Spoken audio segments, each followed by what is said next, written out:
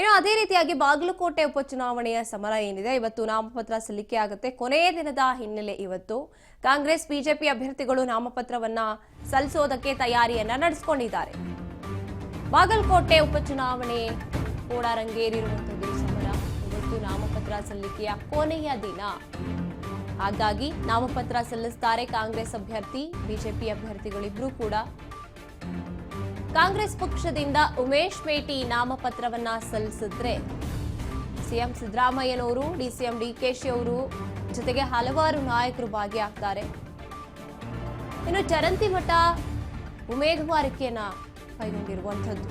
ನಾಮಪತ್ರ ಸಲ್ಲಿಕೆ ವೇಳೆ ವಿಜಯೇಂದ್ರ ಜೋಶಿ ಅವರು ಕೂಡ ಭಾಗಿಯಾಗ್ತಾರೆ ಬಿಜೆಪಿಯಿಂದ.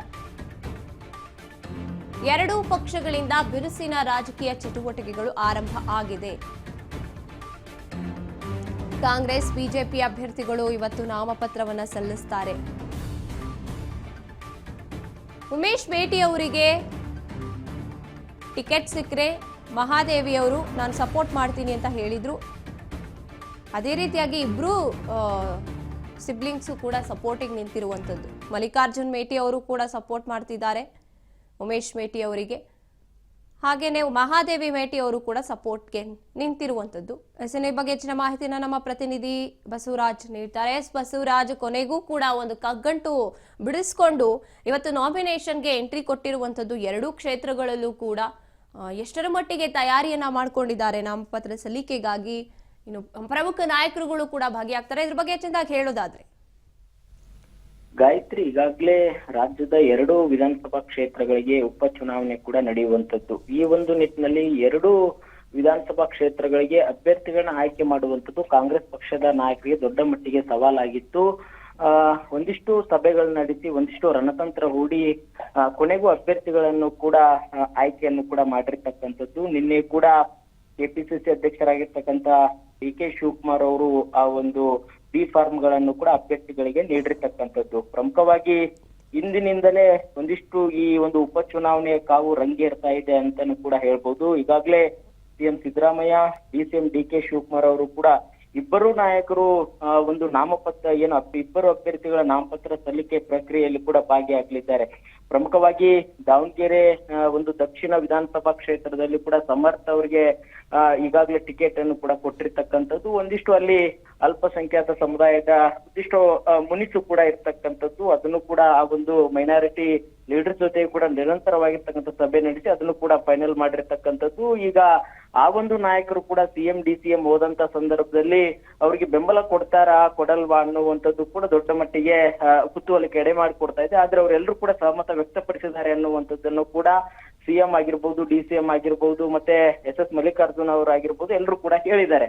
ಹಾಗಾಗಿ ಈಗ ದೊಡ್ಡ ಮಟ್ಟಿಗೆ ಒಂದು ಬೃಹತ್ ಒಂದು ರ್ಯಾಲಿಯ ಮುಖಾಂತರವೇ ಒಂದು ನಾಮಪತ್ರ ಸಲ್ಲಿಕೆಗೆ ದಾವಣಗೆರೆಯಲ್ಲಿ ಸಮರ್ಥ ಅವರು ಹೋಗ್ಲಿದ್ದಾರೆ ಅನ್ನುವಂತ ಮಾಹಿತಿ ಕೂಡ ಸಿಗ್ತಾ ಇದೆ. ಆ ಒಂದು ರ್ಯಾಲಿಯಲ್ಲಿ ಸಿಎಂ ಮತ್ತೆ ಡಿಸಿಎಂ ಇಬ್ಬರು ನಾಯಕರು ಕೂಡ ಭಾಗಿಯಾಗಿ ನಾಮಪತ್ರ ಸಲ್ಲಿಕೆಯಲ್ಲೂ ಕೂಡ ಭಾಗಿಯಾಗ್ತಾರೆ ಅನ್ನುವಂತ ಮಾಹಿತಿ. ಅದಾದ ಬಳಿಕ ಅಲ್ಲಿಂದ ಮತ್ತೆ ಬಾಗಲಕೋಟೆ ಒಂದು ವಿಧಾನಸಭಾ ಕ್ಷೇತ್ರಕ್ಕೂ ಕೂಡ ಸಿಎಂ ಡಿಸಿಎಂ ಇಬ್ಬರು ನಾಯಕರು ಕೂಡ ತೆರಳುತ್ತಾರೆ. ಅದರಂತೆ ಸಚಿವರಾಗಿರ್ಬೋದು, ಆ ಭಾಗದ ಶಾಸಕರಾಗಿರ್ಬೋದು, ಹಲವು ಕಾಂಗ್ರೆಸ್ ಪಕ್ಷದ ಹಿರಿಯ ಮುಖಂಡರು ಸಹಿತ ಅದರಲ್ಲಿ ಭಾಗವಹಿಸ್ತಾರೆ. ಪ್ರಮುಖವಾಗಿ ಬಾಗಲಕೋಟೆ ಒಂದು ವಿಧಾನಸಭಾ ಕ್ಷೇತ್ರದಲ್ಲೂ ಕೂಡ ದೊಡ್ಡ ಮಟ್ಟಿಗೆ ಈಗಾಗಲೇ ಬಿಜೆಪಿ ಕೂಡ ತನ್ನ ಅಭ್ಯರ್ಥಿ ಮಾಜಿ ಶಾಸಕರು ಕೂಡ ಅಭ್ಯರ್ಥಿಯಾಗಿ ಕೂಡ ಕಣಕ್ಕಿಳಿಸಿರ್ತಕ್ಕಂಥದ್ದು. ಅಲ್ಲಿ ಕೂಡ ದೊಡ್ಡ ಸವಾಲು ಕೂಡ ಇವ್ರಿಗೆ ಇರ್ತಕ್ಕಂಥದ್ದು ಕಾಂಗ್ರೆಸ್ ಪಕ್ಷದ ನಾಯಕರಿಗೆ. ಹಾಗಾಗಿ ಅಲ್ಲಿ ಕೂಡ ಈಗಾಗಲೇ ಕುಟುಂಬದಲ್ಲೇ ಒಂದಿಷ್ಟು ವೈಮನಸ್ಸಿತ್ತು, ಅದನ್ನು ಕೂಡ ಸರಿಪಡಿಸಿ ಟಿಕೆಟ್ ಅನ್ನು ಕೂಡ ಈಗ ಕೊಟ್ಟಿರ್ತಕ್ಕಂಥದ್ದು ಉಮೇಶ್ ಮೇಟಿ ಅವರಿಗೆ.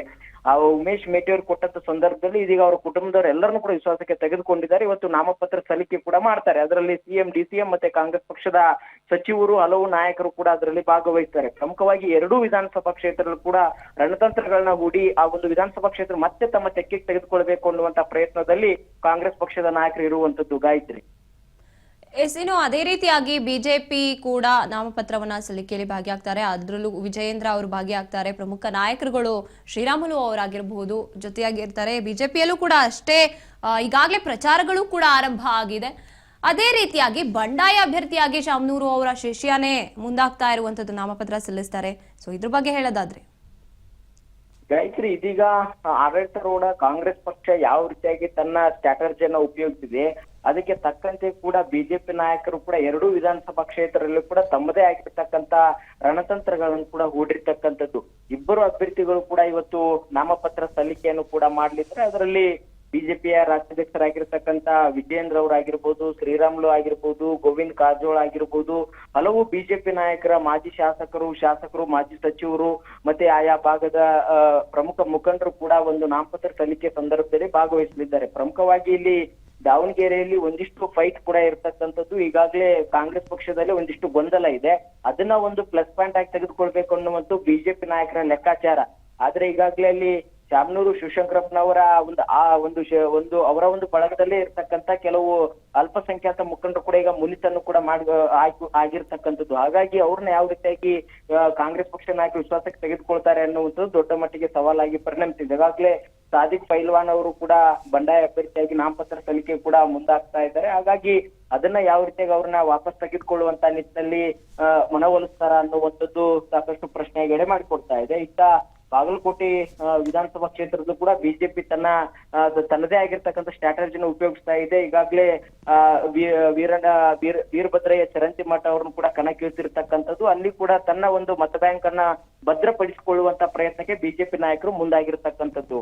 ಗಾಯತ್ರಿ. ಧನ್ಯವಾದ ಬಸವರಾಜ್ ನಿಮ್ಮೆಲ್ಲ ಮಾಹಿತಿಗಾಗಿ.